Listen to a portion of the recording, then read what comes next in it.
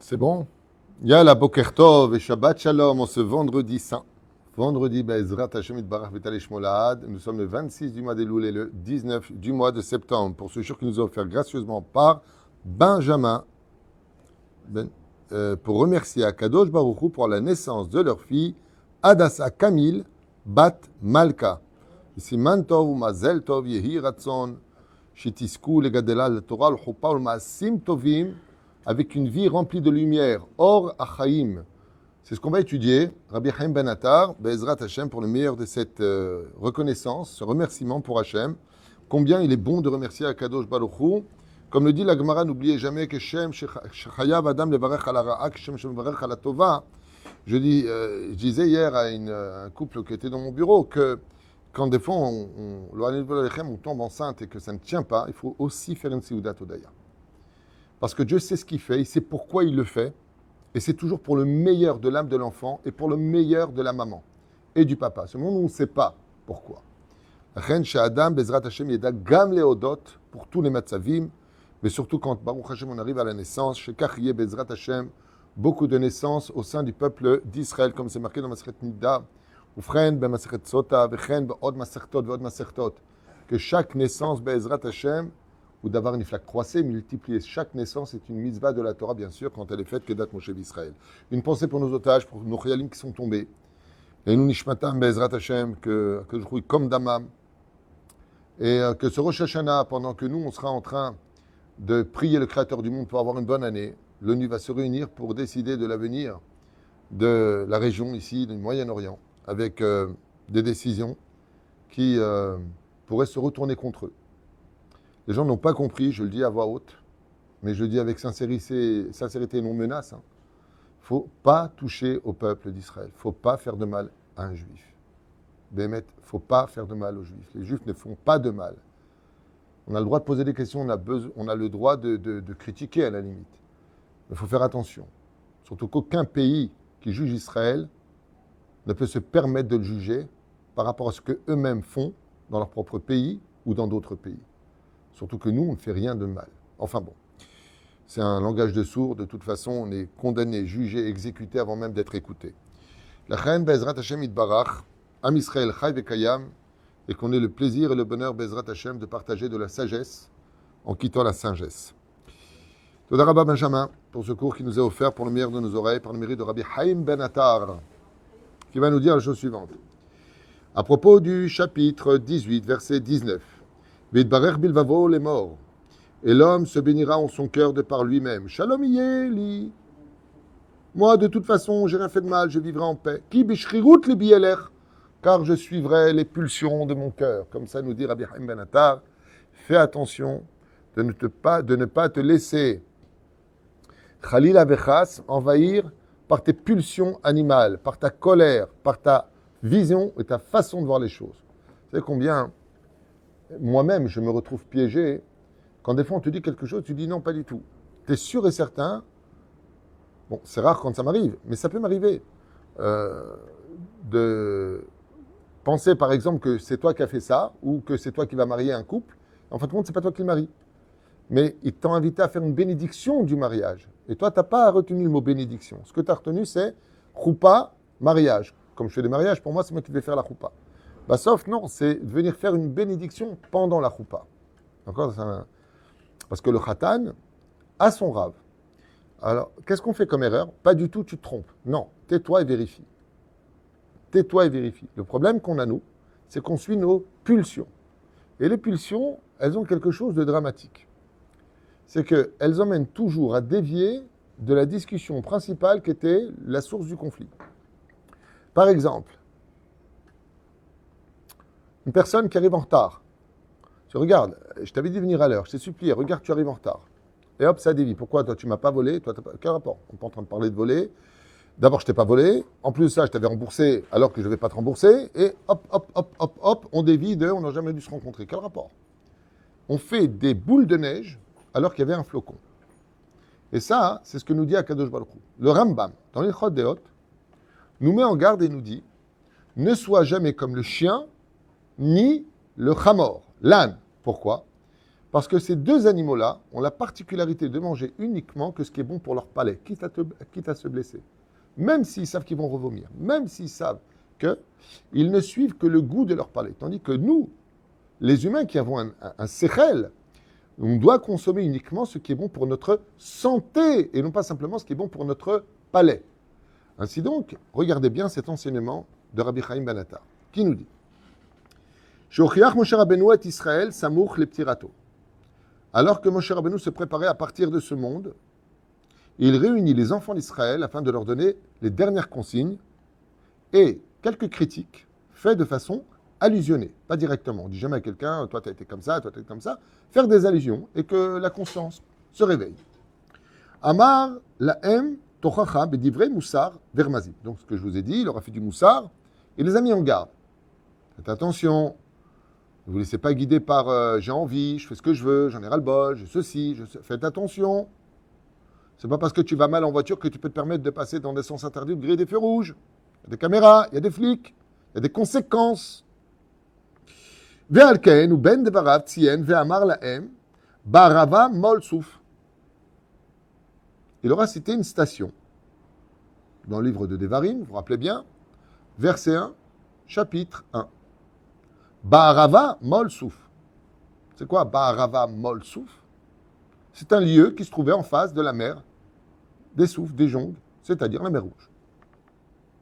Qu'est-ce qu'il a voulu dire par là en disant Ba'arava mol souf?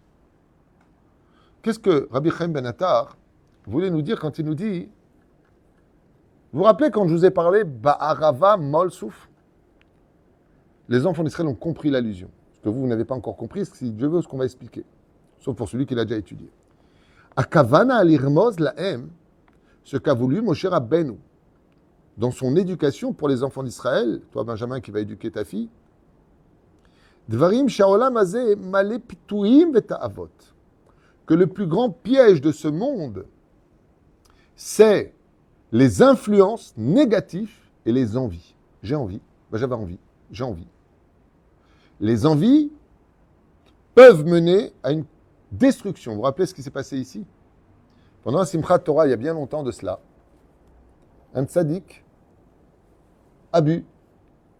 Donc, pendant Simchat Torah, on donne un peu d'alcool. Et j'arrête, attention, d'être sous, c'est assourd. Mais donner un peu de joie, pourquoi pas? For Brian, c'est exact, un verre, 2 verres, mais pas tu viens sous. Et tu marches comme un crabe. Et il y avait une personne ici, j'ai vu boire au début du vin. Ensuite, il s'est mis à boire du phénix. Après, il est passé à de la vodka.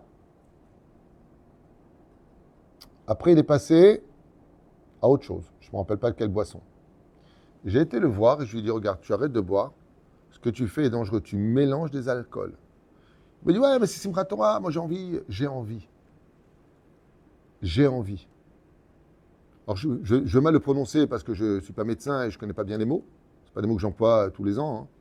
Mais il a fait devant la porte un coma idyllique. Comment tu dis? Ouais, je sais pas. Ouais, t'es comme moi, tu sais pas. Idyllique. En 2 mots, l'ambulance, hôpital. Il est resté 1 semaine à l'hôpital, ou plusieurs jours, je ne sais pas exactement, en tout cas une longue durée. Et les médecins lui ont dit, mais qu'est-ce que vous avez fait? Mais on ne fait pas ce qu'on veut, vous êtes fous. Vous avez mélangé les alcools en grande quantité. Ça lui a fait un court-circuit au niveau du corps, il était HS.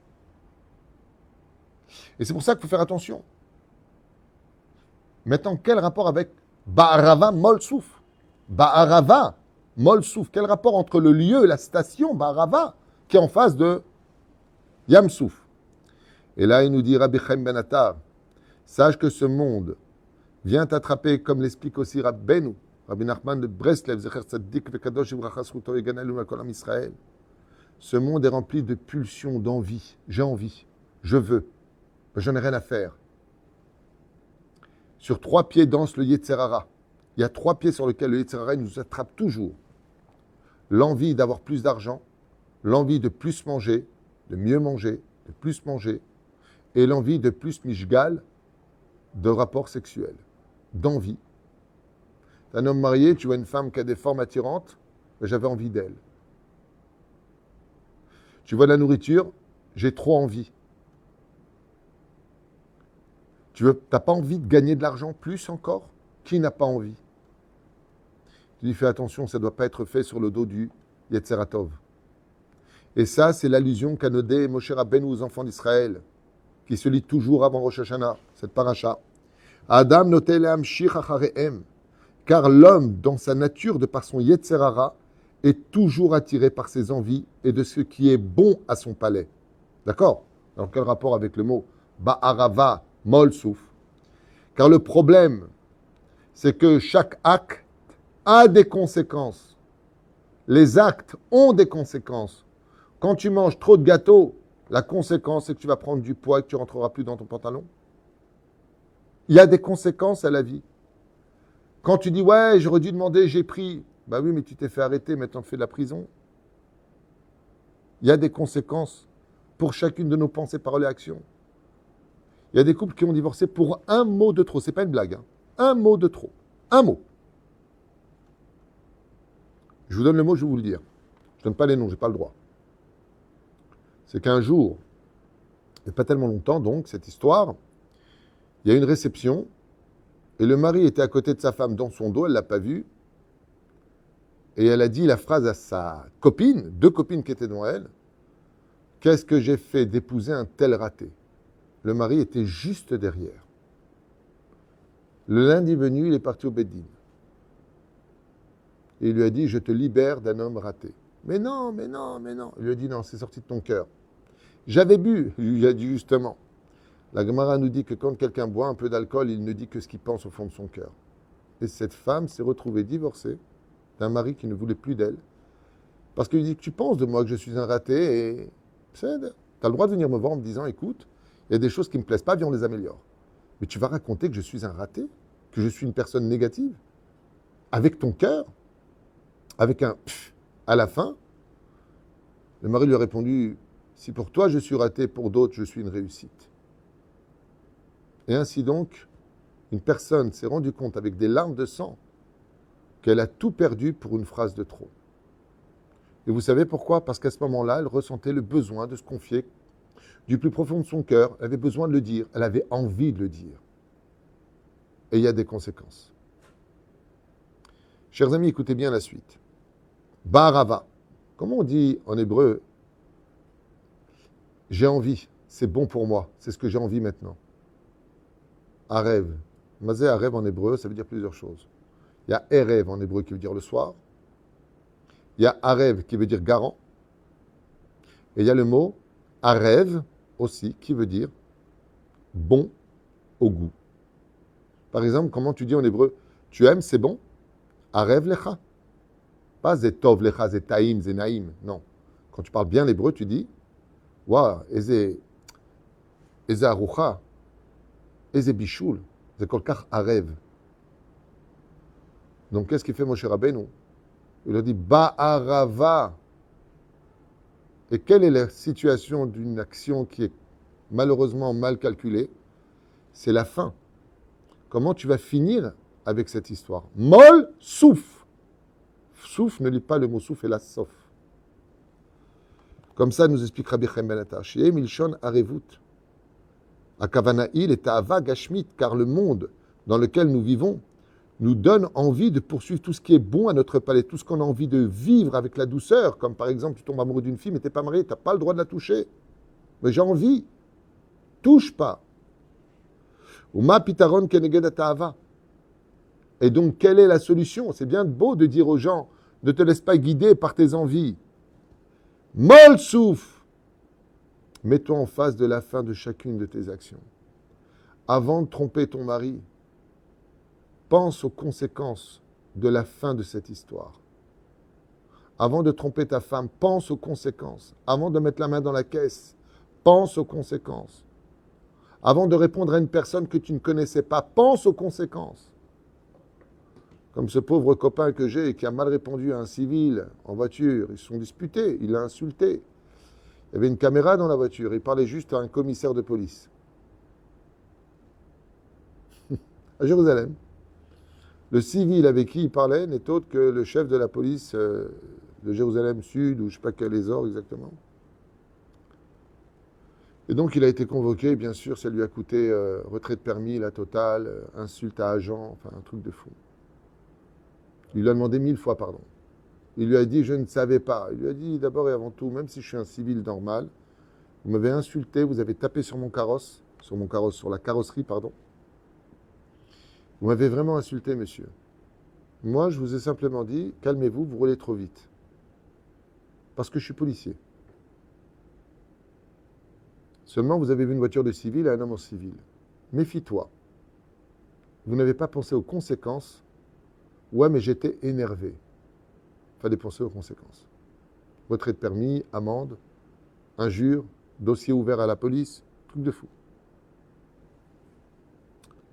Dayenu sheitbonen ha'adam veyasim tamid al mul enav et asof. Moshe Rabbeinu leur dit, pensez aux conséquences. Quand tu ne fais pas Shabbat, tu ne fais pas Tchouva. Qui t'a dit que tu vas vivre assez longtemps pour faire tes Tchouva? Qui t'a dit que tu auras le temps d'être sniout un jour? Qui t'a dit le temps que tu auras le temps de réparer toutes tes fautes? Pense à la fin. Vis au jour le jour, mais pense aux conséquences de ta vie. Pense au jour qui passe, pour lequel encore une journée qui est partie à la poubelle alors que tu aurais pu étudier un peu plus de Torah, un peu plus de mitzvot. Mol souffle. Si tu veux réussir ta vie, nous dit le Orachim Akadosh, pense à la fin. Et si aujourd'hui tu partais, comment tu passerais ta journée? Mol souffle. Shidbonen à Adam. Et cette allusion est faite pour chacun de nous dit Rabbi Chaim Benatar. Al sofo veyavin, shuati diten din vecheshbon. Que tu rendras des comptes devant Dieu de tout ce que tu as fait dans ta vie.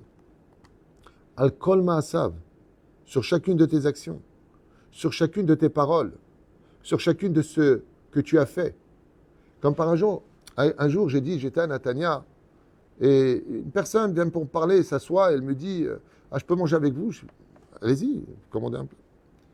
Et il mange sans bracha. Je lui ai tenu sa main, je lui ai dit, pourquoi tu ne fais pas la bénédiction? Juste pour comprendre.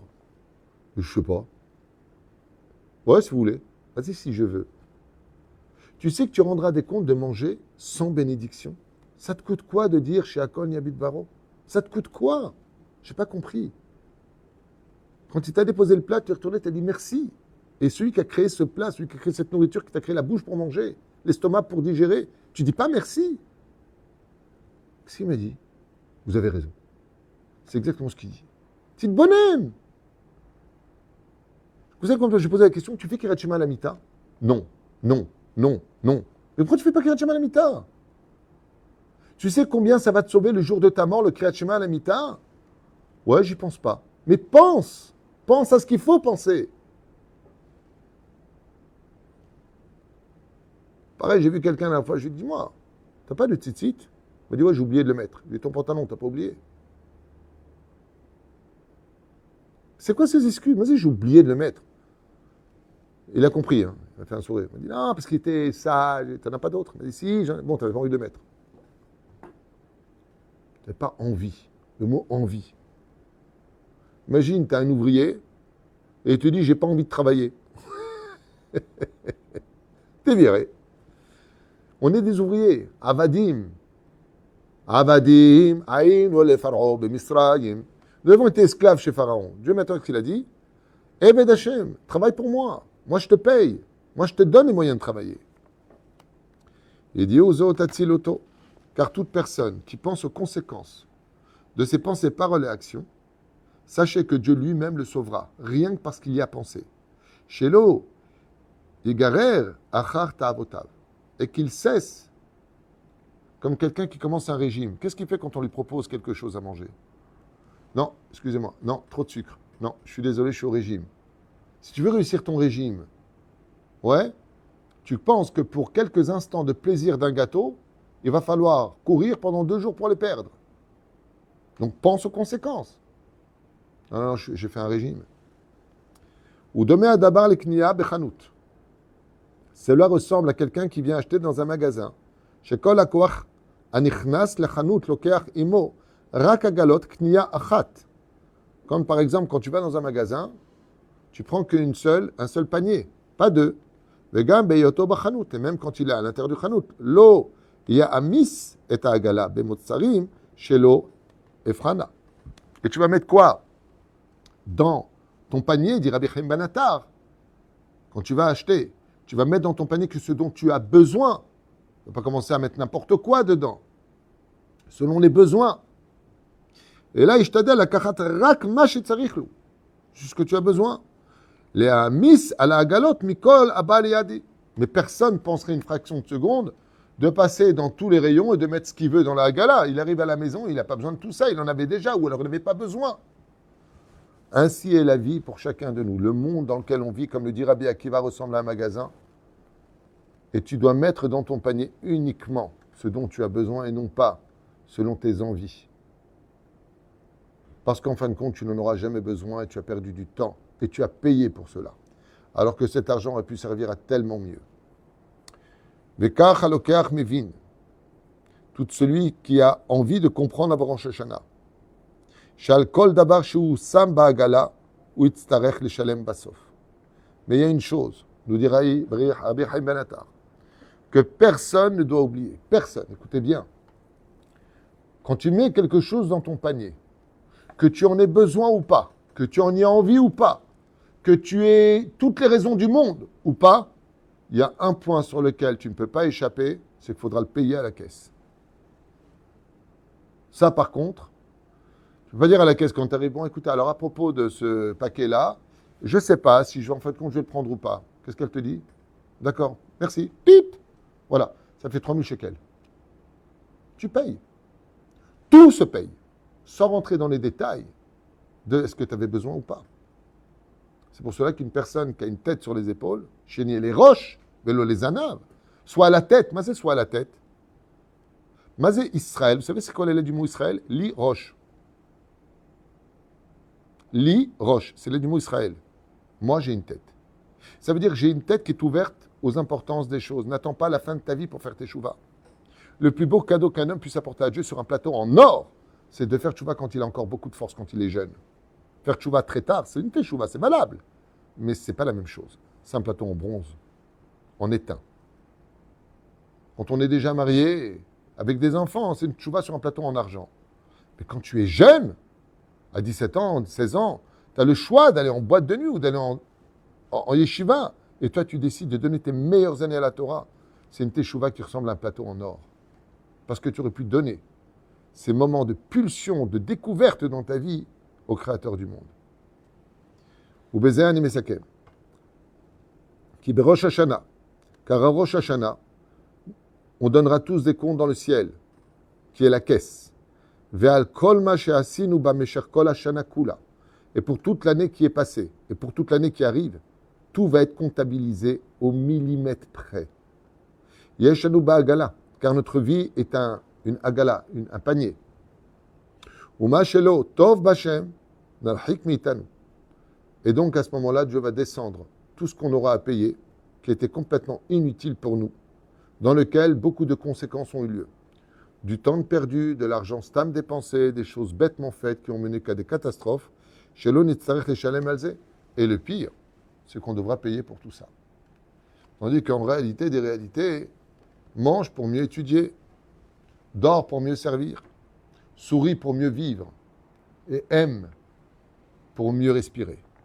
Quand on a, Baruch Hashem, toutes ces qualités, et tout ça, ça a été marqué dans 2 mots que le peuple d'Israël a compris de la part de Moshe Rabbeinu.